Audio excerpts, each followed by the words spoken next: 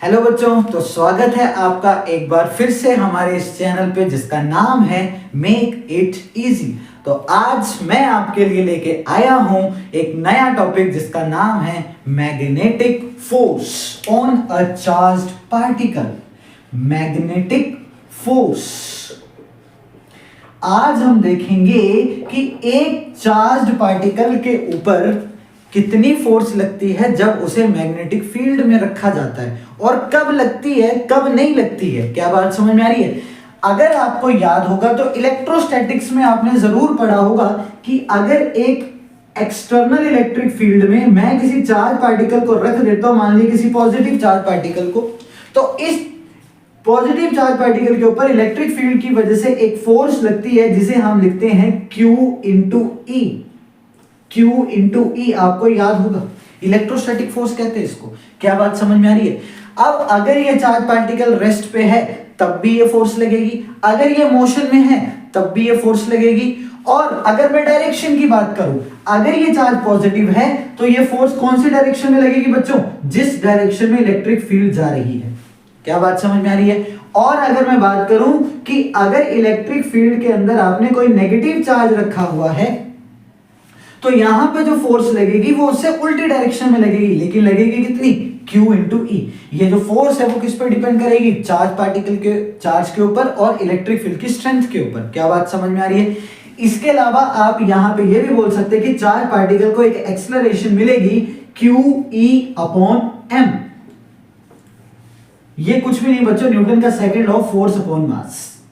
क्या बात समझ में आ रही? यानी अगर यहां पे ऊपर वाले केस में आगे की तरफ इलेक्ट्रिक फील्ड, आगे की तरफ चार्ज जाना चाहता है, फोर्स भी आगे की तरफ लग रही है, तो चार्ज पार्टिकल की स्पीड इंक्रीज हो जाएगी, स्पीड इंक्रीज हो जाएगी। हालांकि इस केस में चार्ज पार्टिकल की स्पीड जो वो डिक्रीज हो जाएगी। क्या बात समझ में आ रही है? ठीक है, अगर चार्ज पार्टिकल उल्टी डायरेक्शन में जाना चाहता है तो उसकी स्पीड, बेसिकली मैं कहना चाहता हूं उसकी स्पीड चेंज होगी इलेक्ट्रिक फील्ड की वजह से, उसे एक्सेलरेशन या रिटार्डेशन का सामना करना पड़ेगा। बात समझ में आ रही है? ये तो कहानी थी बच्चों इलेक्ट्रोस्टैटिक फोर्स की। अब मैं आपके साथ आज बात करना चाहता हूं किसकी मैग्नेटिक फोर्स की। कि अगर ऐसे ही अगर आपने मैग्नेटिक फील्ड के अंदर किसी चार्ज पार्टिकल को रख दिया तो क्या इसके ऊपर भी फोर्स लगेगी? तो आंसर है सर यहां तो नहीं लगेगी, अगर आपने इस चार्ज पार्टिकल को रेस्ट पे ही रखा है, नहीं लगेगी, यहां नहीं लगेगी। याद रखेंगे मैग्नेटिक फोर्स do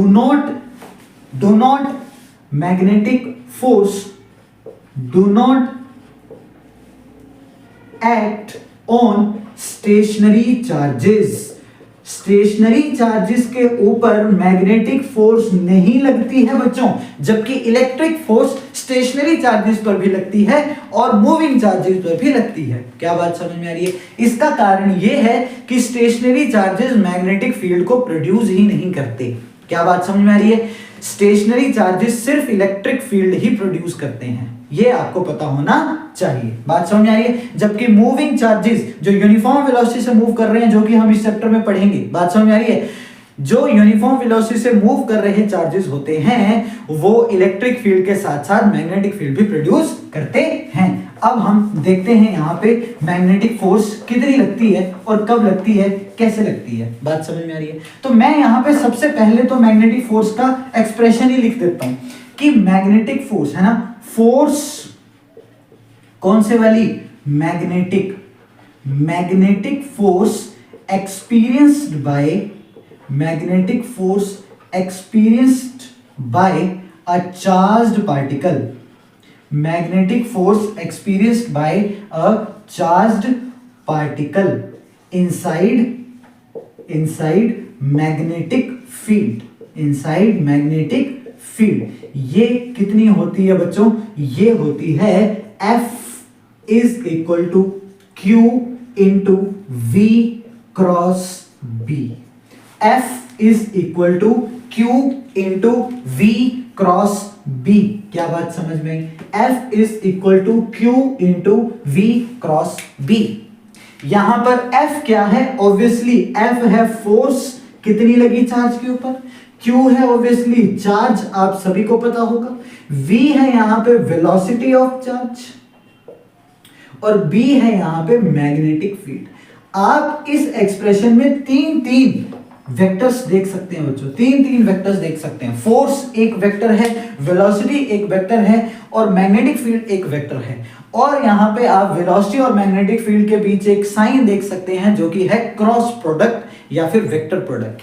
यानी मैग्नेटिक फोर्स जो है वो वेलोसिटी और मैग्नेटिक फील्ड के वेक्टर प्रोडक्ट पे डिपेंड करती है। ये तो हो गई इसकी वेक्टर फॉर्म। अगर मैं यहां पे इसको लिखूं मैग्नीट्यूड फॉर्म में तो वो कितनी हो जाएगी बच्चों, Q V B sine theta, Q V B sine theta. यानी यहां पे मैग्नेटिक फील्ड की फोर्स में बहुत सारी चीजें सीखने वाली हैं, देखने वाली हैं, नोटिस करने वाली हैं। बात समझ में आ रही है? यहां पे अब एक और चीज आ चुकी है, वो है theta. What is theta? Theta is the angle between velocity and magnetic field. अब यहां पे साफ पता चल रहा है बच्चों, इस एक्सप्रेशन को मैं एक बार फिर से आगे लिखता हूं बहुत अच्छे से, ठीक है? इसको आप नोट कर लें जल्दी से जल्दी से जल्दी से जल्दी से जल्दी से, ठीक है? चलो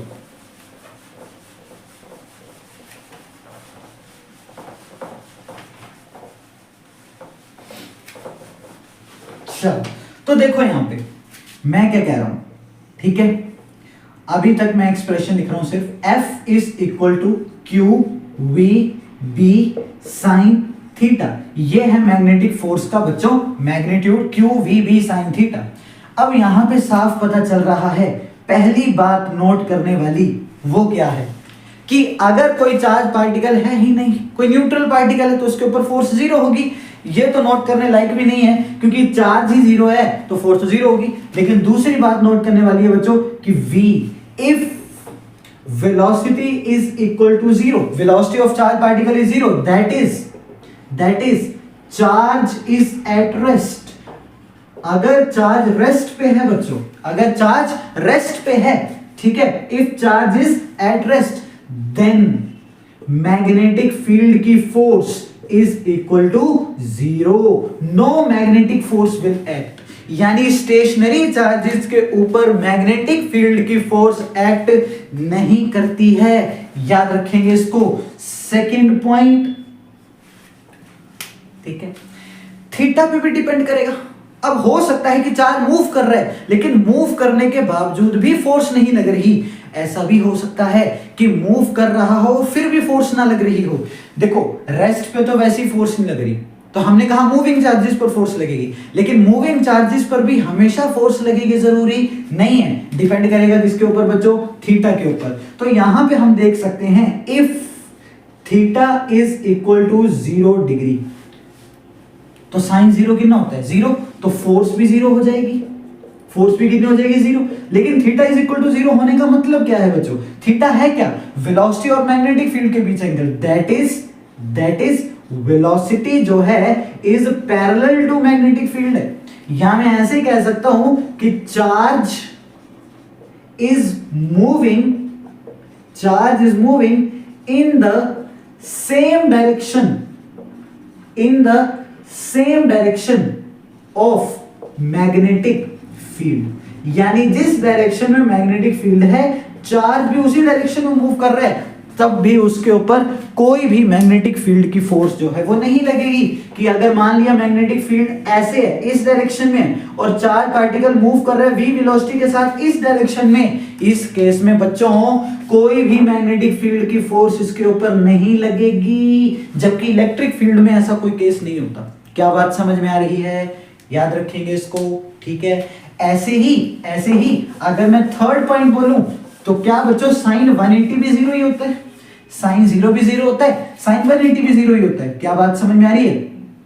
if theta is equal to 180 तो उस केस में भी मैग्नेटिक फील्ड की फोर्स कितनी होगी? जीरो, क्योंकि साइन 180 भी जीरो होता है। अब थीटा 180 मतलब क्या है कि मान लिया मैग्नेटिक फील्ड आगे की तरफ है लेकिन चार्ज जो पीछे की तरफ मूव कर रहा है।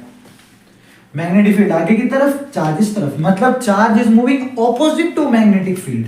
That is charge is moving opposite to magnetic field. Opposite to magnetic field. तो इस केस में भी याद रखेंगे मैग्नेटिक फील्ड की फोर्स कितनी होती है, 0 होती है। तो 3 केसेस में मैग्नेटिक फील्ड की फोर्स 0 हो सकती है। अगर चार्ज रेस्ट पे है तब भी मैग्नेटिक फील्ड की फोर्स 0। अगर चार्ज मूव तो कर रहा है लेकिन सेम डायरेक्शन में मूव कर रहा है मैग्नेटिक फील्ड की तरह, तब भी फोर्स 0। तीसरा केस, अगर मूव तो कर रहा है लेकिन opposite direction to magnetic field move कर रहा है, तब भी फोर्स 0 होगी। क्या बात समझ में आ रही है? तो इसके अलावा जो एंगल्स बचे 0 के अलावा, 180 के अलावा, उन सारे केसेस में आपको क्या मिलेगा, मैग्नेटिक फोर्स मिलेगी। अगर थीटा 90 हो गया बच्चों, तो आप सभी को पता होना चाहिए साइन 91 होता है और वो उसकी मैक्सिमम वैल्यू होती है। साइन 91 होता है और वो उसकी मैक्सिमम वैल्यू होती है। तो अगर मैं इसको एक और केस बना दूं, फोर्थ केस है ना, कि if theta is equal to 90 degree, इसका क्या मतलब है, that is velocity is perpendicular to magnetic field. Velocity और मैग्नेटिक फील्ड के बीच 90 डिग्री एंगल है। मान लिया मैग्नेटिक फील्ड ऐसे है और चार्ज पार्टिकल यूं एंटर किया v वेलोसिटी के साथ, तो उस केस में याद रखेंगे maximum force will act. Maximum force will act.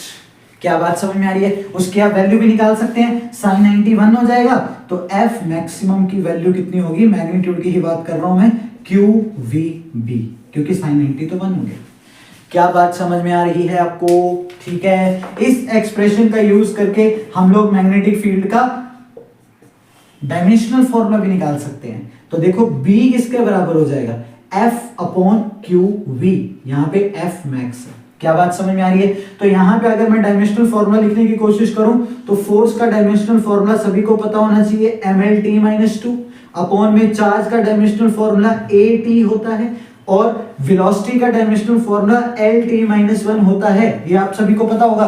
तो यहाँ पे क्या बन जाएगा, ये बन जाएगा मेरे पास m l तो कैंसिल हो गया, देखो ये वाला l ये वाला l कैंसिल हो गया, t बचा मेरे पास t की पावर -2, ये नीचे वाला t कैंसिल हो जाएगा, 1 - 1 कैंसिल, तो t -2 और a ऊपर जाके -1 हो जाएगा। This is the dimensional formula of magnetic field. यहां से आप निकाल सकते हैं। बात समझ में आ रही है? ठीक है, इसके अलावा एक और बहुत इंपॉर्टेंट बात है, वो ये है कि मैग्नेटिक फील्ड की जो फोर्स होती है, this is very important, magnetic force do not change the speed, do not sorry हाँ ठीक है, do not change the speed of charged particle.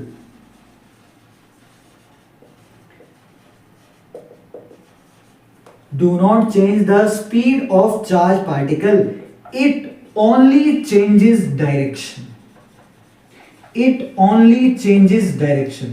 बच्चों लेक्चर के स्टार्टिंग में मैंने कहा था इलेक्ट्रिक फील्ड की फोर्स जब लगती है तो चार्ज पार्टिकल की स्पीड चेंज हो जाती है, इंक्रीज हो जाती है या डिक्रीज हो जाती है depending upon direction of force.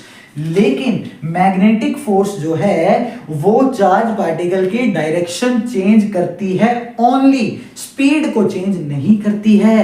क्या बात समझ में आ रही है? स्पीड को चेंज नहीं करती है, नोट कर लें इसको। इसीलिए हम बोल सकते हैं हेंस मैग्नेटिक फील्ड, बी लिख देता हूं मैग्नेटिक फील्ड को, ठीक है, hence magnetic field can not change kinetic energy. क्या बात समझ में आ रही है? ठीक है, सिर्फ डायरेक्शन ही चेंज करती है मैग्नेटिक फील्ड, स्पीड को चेंज नहीं करती है। बात समझ, स्पीड जितनी है उतनी ही रहती है। तो अगर आपसे पूछेंगे क्या मैग्नेटिक फील्ड वेलोसिटी को चेंज कर सकती है, आप बोलेंगे हाँ वेलोसिटी को चेंज कर सकती है। क्यों? क्योंकि वेलोसिटी में स्पीड और डायरेक्शन दोनों होते हैं। स्पीड तो चेंज कर ही रही है ना वो, क्या सॉरी डायरेक्शन तो चेंज कर ही रही है ना, स्पीड चेंज नहीं करेगी। बात समझ में? Magnetic field do not change the speed, लेकिन डायरेक्शन चेंज कर रही है, यानी वेलोसिटी का चेंज पॉसिबल है। वेलोसिटी में स्पीड और डायरेक्शन दोनों आते हैं, स्पीड और डायरेक्शन में से कोई भी एक चेंज करेगा तो वेलोसिटी चेंज कर जाएगी। क्या बात समझ आ रही है? तो यहां पे डायरेक्शन चेंज हो रही है, इसलिए वेलोसिटी का चेंज हाँ है। ठीक है, अब मैं आपसे पूछता हूं क्या मैग्नेटिक फील्ड स्पीड चेंज करेगी? No sir. क्या डायरेक्शन चेंज करेगी? Yes sir. क्या वेलोसिटी चेंज करेगी? यस सर, क्योंकि डायरेक्शन चेंज हो रही है। क्या एक्सलरेशन देगी चार्ज पार्टिकल को? Yes sir. एक्सलरेशन भी कैसी क्वांटिटी है? Vector quantity. डायरेक्शन के चेंज होने से एक्सलरेशन भी चेंज होती है। क्या बात समझ में आ रही है? ये सारी चीजें आप याद रखेंगे किसके बारे में? मैग्नेटिक फील्ड की फोर्स के बारे में। एक और पॉइंट मैग्नेटिक फील्ड के बारे में याद रखना है, और वो क्या है? वो है work done on charge particle by magnetic force is 0। क्या बात समझ में आ रही है? ठीक है, work done on charge particle, work done on charge particle by magnetic field, ठीक है, बाय मैग्नेटिक फील्ड की फोर्स, है ना, मैग्नेटिक फोर्स बोल देता हूं। Work done on charge particle by magnetic force is always 0। ऐसा क्यों होता है?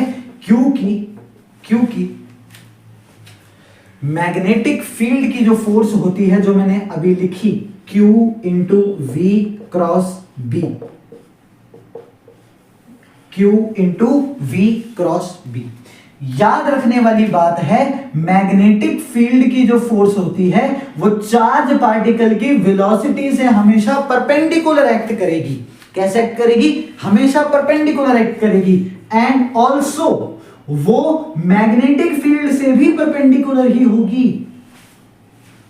जिस प्लेन में वेलोसिटी और मैग्नेटिक फील्ड होंगे, उस प्लेन से मैग्नेटिक फील्ड की जो फोर्स होगी वो हमेशा परपेंडिकुलर एक्ट करेगी। क्या बात समझ में आ रही? तो याद रखेंगे, मैग्नेटिक फील्ड की फोर्स वेलोसिटी से भी परपेंडिकुलर, मैग्नेटिक फील्ड से भी परपेंडिकुलर। यहां पे अब मैं ये बोल सकता हूं कि वेलोसिटी आप सभी को पता है, वेलोसिटी होती है ds ओवर dt।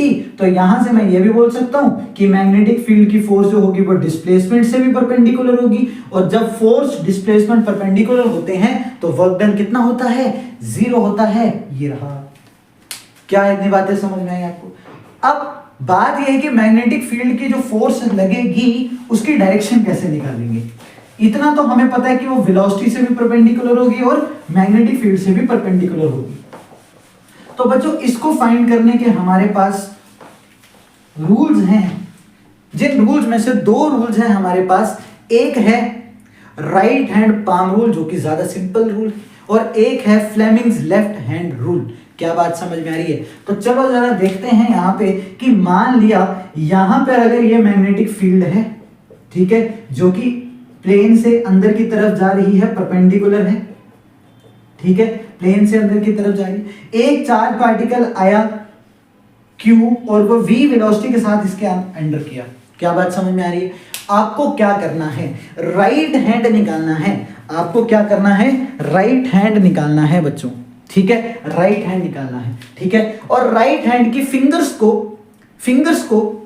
को मैग्नेटिक फील्ड की डायरेक्शन में लेके जाना। मैग्नेटिक फील्ड कहां जा रही है बच्चों? बोर्ड से अंदर की तरफ। तो ये फिंगर्स ये बोर्ड के अंदर चलेगी। क्या बात समझ में आ रही है? उसके बाद अपने थंब को एडजस्ट करना है। कैसे? जैसे पॉजिटिव चार्ज की वेलोसिटी की डायरेक्शन है, पॉजिटिव चार्ज की वेलोसिटी की डायरेक्शन उस तरफ, ठीक है। तो फिंगर्स गई अंदर और थंब गया ऐसे। तो ये जो आपका हथेली है, पाम है, वो आपको किसके डायरेक्शन देगा बच्चों? फोर्स की डायरेक्शन। तो फोर्स कहां लगेगी? ऊपर की तरफ। क्या बात समझ में आई? तो यहां पे ये जो चार्ज पार्टिकल है, इसको फोर्स लगेगी ऊपर की तरफ, ये डिफ्लेक्ट हो जाएगा। अगर ये मान लिया 2 मीटर पर सेकंड से अंदर आ रहा था, तो ये 2 मीटर पर सेकंड ही रहेगा, लेकिन इसकी डायरेक्शन चेंज हो जाएगी। अभी बताया मैंने, स्पीड चेंज नहीं होगी, डायरेक्शन चेंज होगी सिर्फ। क्या बात समझ में आ रही है आपको? क्या बात समझ में आ रही है आपको? फ्लेमिंग्स लेफ्ट हैंड रूल अगर आपको यूज करना है तो क्या करना है? लेफ्ट हैंड की ये 3 फिंगर्स जो हैं, इनको आपको इस तरीके से म्यूचुअली परपेंडिकुलर डायरेक्शन में अरेंज करना है। पहले तो ये है आपकी सबसे बड़ी वाली फिंगर, इंडेक्स फिंगर, ठीक है, ये है मिडिल फिंगर और ये है आपका थंब। बात समझ में? करना क्या है? सबसे पहले इंडेक्स फिंगर, सबसे लंबी वाली जो फिंगर है, उसको मैग्नेटिक फील्ड की डायरेक्शन में जाओ। ये लेफ्ट हैंड से करना बच्चों, ये, ठीक है। उसके बाद मिडिल फिंगर को पॉजिटिव चार्ज के मोशन की डायरेक्शन में ये ले गया मैं।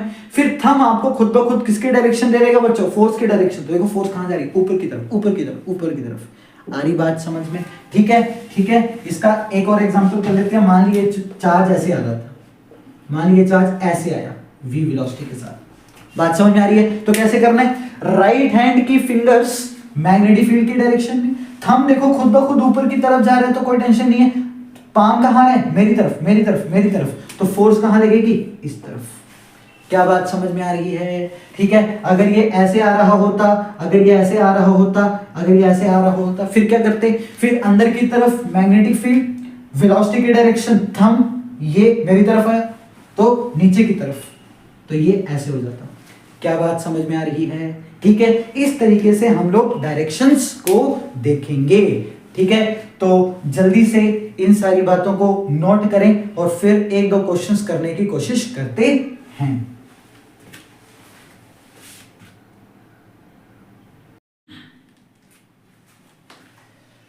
तो बच्चों पहला क्वेश्चन है, कॉन्सेप्चुअल क्वेश्चन है, जरा ध्यान से पढ़ते हैं इसको। A charged particle moves through a magnetic field perpendicular to its direction. तो एक चार्ज पार्टिकल है, एक चार्ज पार्टिकल है, वो एक मैग्नेटिक फील्ड से पास कर रहा है परपेंडिकुलर टू मैग्नेटिक फील्ड। क्या बात समझ में आ रही है?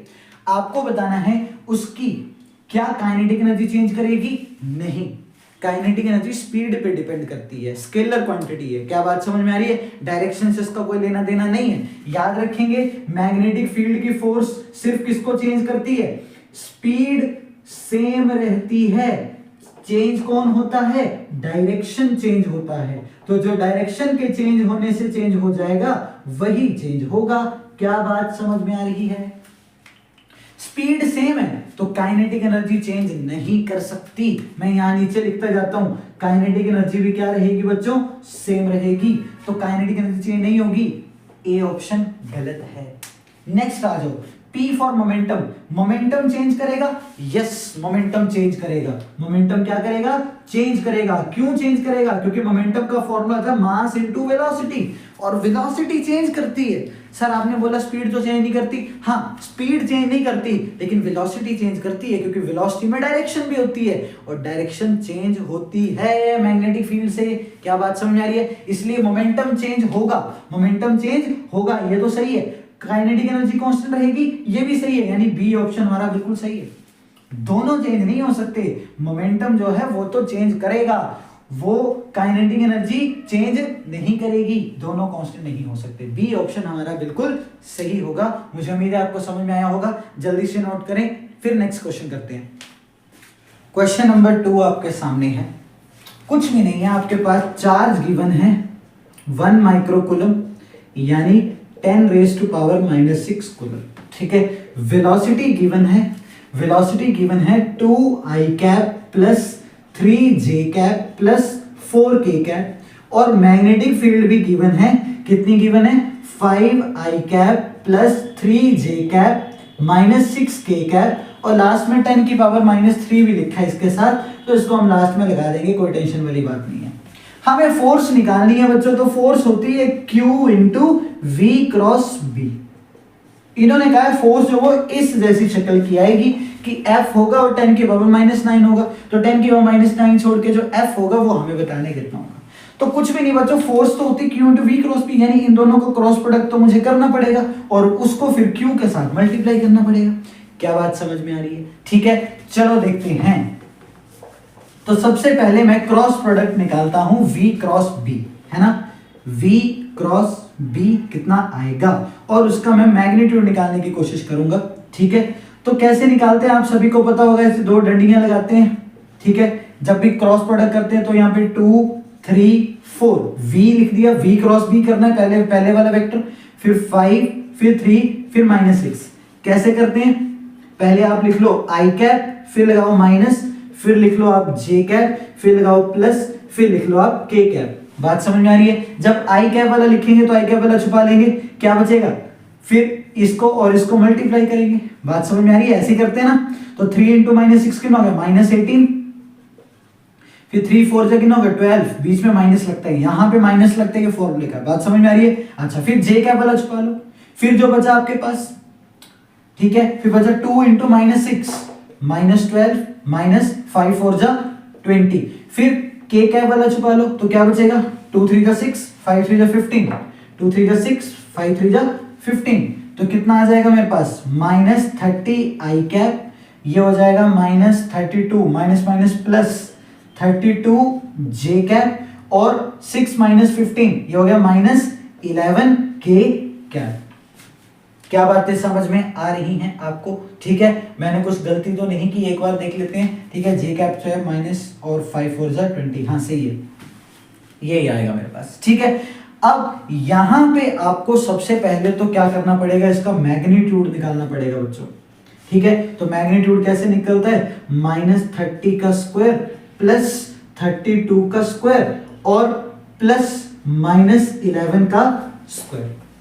तो इस तरीके से आपको यहां पे ये आएगा 900। ठीक है, ये आएगा 1024।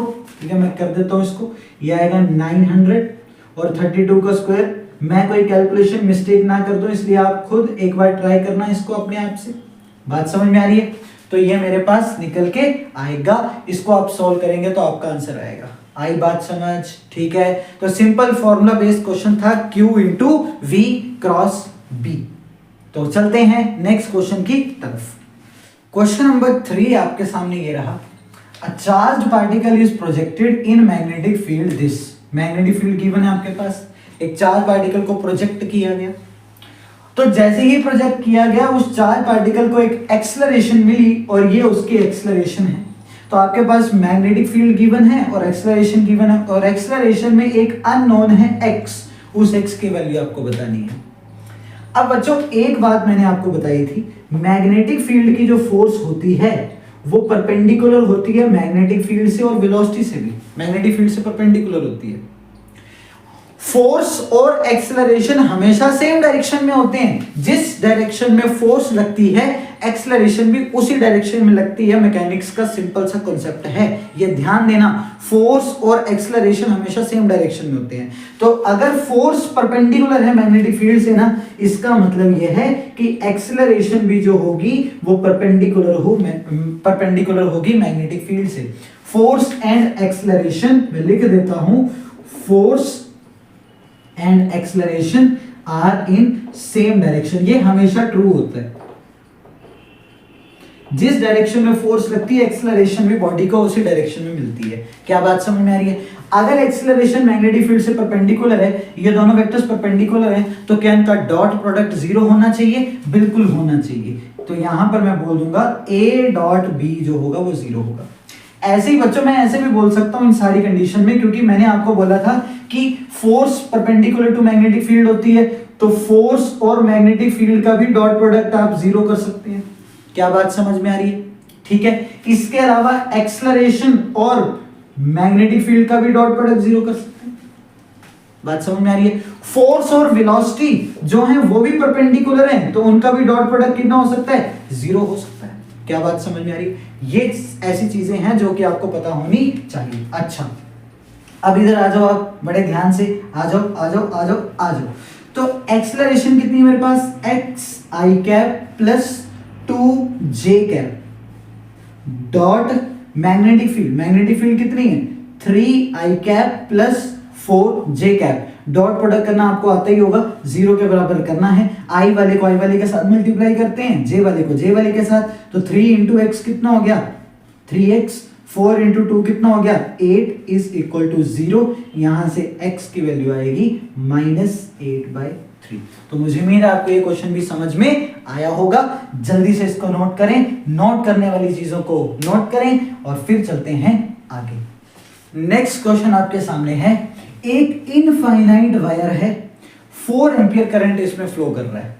0.2 मीटर दूर एक प्रोटॉन है जो किसी इंस्टेंट पे ऊपर की तरफ मूव कर रहा है विद वेलोसिटी 2 × 10⁶ मीटर पर सेकेंड। बात समझ में आ रही है? आपको बताना है इसके ऊपर कितनी फोर्स एक्ट करेगी। Force acting on proton, force acting on proton due to wire. क्या बात समझ में आई? तो वायर जो वो मैग्नेटिक फील्ड बनाएगी। हम सभी ने पढ़ा है कि अगर एक वायर जो है इनफाइनाइट है और उसमें I करंट फ्लो कर रहा है, तो R डिस्टेंस पर कितना ही मैग्नेटिक फील्ड बनाती है? μ0I/2πr। याद होगा आपको? तो यानी ये वाली वायर यहां पे फील्ड बना रही होगी, तो वो मैं निकाल लूंगा। वो कितनी हो जाएगी, म्यू नॉट आई, आई कितना 4 अपॉन में 2 पाई आर, आर कितना है 0.2। क्या बात समझ में आ रही है? ठीक है, तो ये कितना हो जाएगा, म्यू नॉट की value 4 pi into 10 raise to power minus 7 into 4 upon 2 pi into 0.2। क्या बात समझ में आ रही है? म्यू नॉट ये हो गया सारा। अच्छा, पाई से पाई कैंसिल हो जाएगा, ठीक है।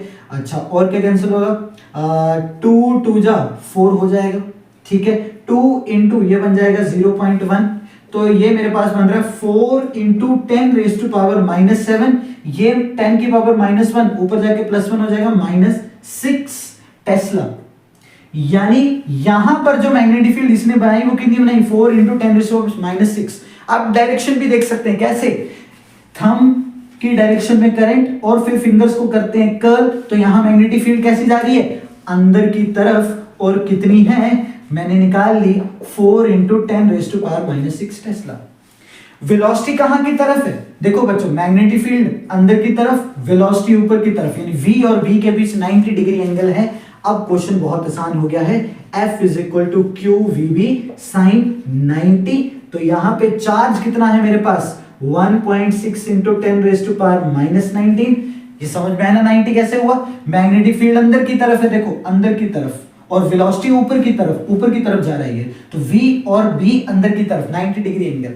q लिख दिया मैंने, प्रोटॉन के ऊपर इतना ही चार्ज होता है, मल्टीप्लाई बाय वेलोसिटी, वेलोसिटी कितनी है 2 into 10 raise to power 6 into b, magnetic field अभी निकाली कितनी 4 इंटू 10 रेज टू पावर -6। इसको आप सॉल्व करेंगे, 10 की पावर 6 और -6 कैंसिल हो गया, तो 2 इंटू 4 8, 1.6 इंटू 8 कितना हो गया 12.8 into 10 raise to power -19 newton आपका आंसर आएगा, अगर मैंने कोई कैलकुलेशन मिस्टेक ना की हो। तो मुझे उम्मीद है मैग्नेटिक फोर्स का ये कॉन्सेप्ट आपको बहुत अच्छे से समझ में आया होगा। ठीक है, पढ़ाई करें, बहुत सारे क्वेश्चंस की प्रैक्टिस करें।